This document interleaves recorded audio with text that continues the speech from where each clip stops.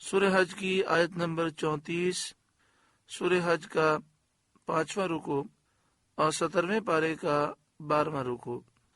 اللہ رب العالمین نے ارشاد فرمایا وَلِكُلِّ أُمَّةٍ جَعَلْنَا مَنْسَكًا لِيَذْكُرُوا اسْمَ اللَّهِ، وَلِكُلِّ أُمَّةٍ اور ہر امت کے لیے، جعلنا منسکا ہم نے ایک قربانی مقرر فرمائی، لِيَذْكُرُوا اسْمَ اللَّهِ عَلَى مَا رَزَقَهُمْ مِنْ بَهِيمَةِ الْأَنْعَامِ کہ اللہ کا نام لیں اس کے دیے ہوئے بے زبان چوپایوں پر، یعنی پچھلی جو ایماندار امتیں ہیں ان میں سے ہر ایک کے لیے اللہ تعالیٰ نے ایک قربانی مقرر فرمائی کہ وہ جب جانور کو ذبح کریں تو اس پر اللہ کا نام لیں۔ فَإِلَٰهُكُمْ إِلَٰهٌ وَاحِدٌ تو تمہارا معبود ایک معبود ہے، تو ذبح کے وقت صرف اللہ ہی کا نام لو۔ اس آیت میں دلیل ہے کہ نام خدا کا ذکر کرنا ذبح کے لیے شرط ہے، ذبح کے وقت اللہ تعالیٰ کا نام لینا یہ شرط ہے۔ اگر کوئی بھول جائے تو معاف ہے، لیکن جان بوجھ کر اگر اللہ تعالیٰ کا نام نہ لیا گیا تو وہ جانور حلال نہیں ہوگا، مردار ہو جائے گا۔ اللہ تعالیٰ نے ہر ایک امت کے لیے مقرر فرما دیا تھا کہ اس کے لیے بطریق تقرب قربانی کریں اور تمام قربانیوں پر اسی کا نام لیا جائے، یعنی یہ قربانی کا رواج جو امت محمدیہ میں ہے صلی اللہ علیہ وآلہ وسلم، اس سے پہلی امتوں میں بھی یہ رواج تھا، اور قربانی کا مقصد ہوتا ہے اللہ کا قرب حاصل کرنا۔ حج کے بعد بھی قربانیاں کی جاتی ہیں، اور جو صاحب استطاعت مسلمان ہیں وہ الحمدللہ بقرعید میں قربانیاں کرتے ہیں۔ آگے ارشاد فرمایا فَلَهُ أَسْلِمُوا تو اسی کے حضور گردن رکھو، اسی کے حضور جھک جاؤ اور اخلاص کے ساتھ اللہ کی عبادت کرو۔ وَبَشِّرِ الْمُخْبِتِينَ اور اے محبوب خوشخبری سنا دیجئے مخبتین کو، ان لوگوں کو جو عاجزی کرنے والے ہیں، تواضع والے ہیں، اللہ کے حضور جھکنے والے ہیں۔ مخبتین کون ہیں؟ الذین اذا ذکر اللہ وجلت قلوبہم کہ جب اللہ کا ذکر ہوتا ہے ان کے دل ڈرنے لگتے ہیں، اللہ کی ہیبت سے اور جلال سے ان کے دل کانپ جاتے ہیں۔ والصابرین علی ما اصابہم اور جو افتاد پڑے اس کے سہنے والے، یعنی مخبتین وہ ہیں جو مصیبت پر صبر کرتے ہیں۔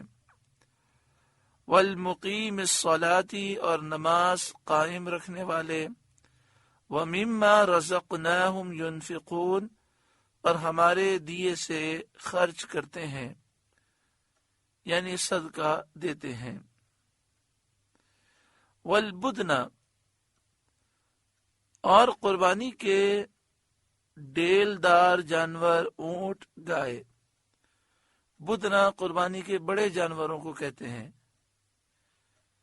ویسے عام طور پر بدنا اونٹ کو کہا جاتا ہے اور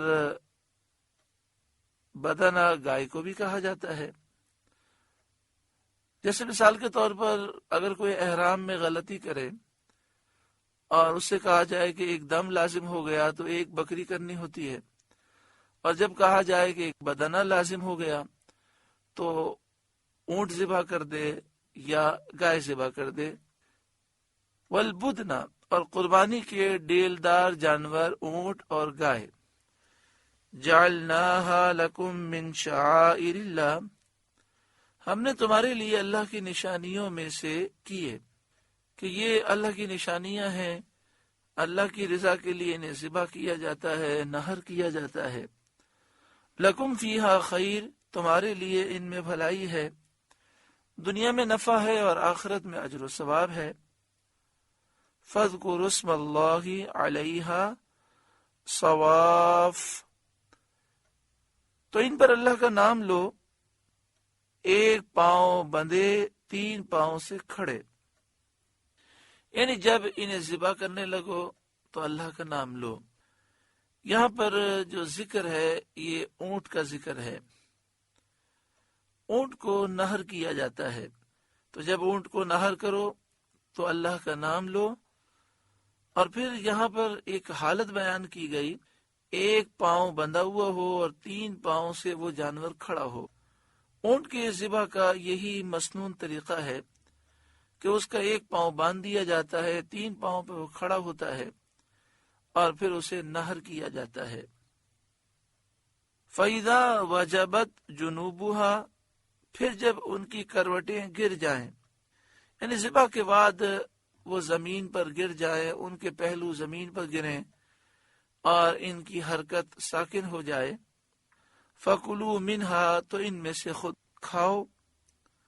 یہ کھانا کوئی ضروری نہیں ہے، اگر تم چاہو تو کھاؤ۔ وَأَطْعِمُوا الْقَانِعَ وَالْمُعْتَرَّ، اور صبر سے بیٹھنے والے اور بھیک مانگنے والے کو کھلاؤ۔ قانع اس غریب کو کہتے ہیں جو سوال نہیں کرتا، اور معتر اس غریب کو کہتے ہیں جو اپنی حاجت کو بیان کرتا ہے۔ تو جو حج کی قربانیاں ہیں اور جو عام بقرعید کی قربانی ہے وہ خود بھی کھا سکتے ہیں، رشتہ داروں کو کھلائیں، غریبوں کو کھلائیں۔ کذالک سخرناہا لکم، ہم نے یوں ہی ان کو تمہارے قابو میں دے دیا، لعلکم تشکرون، کہ تم احسان مانو۔ لن ینال اللہ لحومها ولا دماؤها، اللہ کو ہرگز نہ ان کے گوشت پہنچتے ہیں نہ ان کے خون۔ گوشت تو انسان خود کھا لیتا ہے، رشتہ داروں کو کھلا دیتا ہے، غریبوں میں تقسیم کر دیتا ہے، خون زمین پر بہہ جاتا ہے۔ تو اللہ کی بارگاہ میں نہ گوشت پہنچتے ہیں نہ خون پہنچتے ہیں۔ وَلَٰكِن يَنَالُهُ التَّقْوَىٰ مِنْكُمْ، ہاں تمہاری پرہیزگاری اس تک باریاب ہوتی ہے، تمہارا تقوی اللہ کے حضور پہنچتا ہے۔ یعنی قربانی کرنے والے صرف نیت کے اخلاص اور شروط تقوی کی رعایت سے اللہ تعالیٰ کو راضی کر سکتے ہیں۔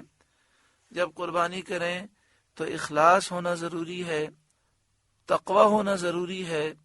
جب یہ چیزیں ہیں تو اللہ تعالیٰ قربانی قبول فرمائے گا اور اجر و ثواب عطا فرمائے گا۔